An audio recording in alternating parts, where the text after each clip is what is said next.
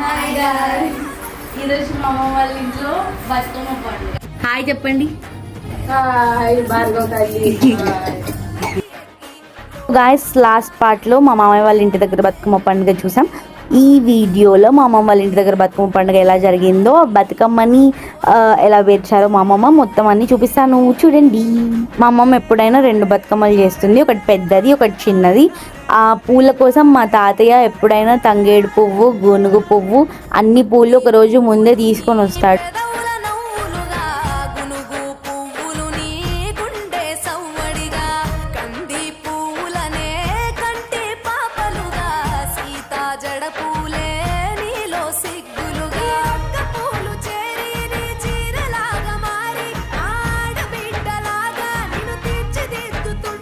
మా అమ్మమ్మ ఇక్కడ ఇంతగానో ఎందుకు నవ్వుతుందో, మేము ఇంతగానో ఎందుకు ఎగ్జైట్ అవుతున్నామో నెక్స్ట్ వీడియోలో చెప్తా.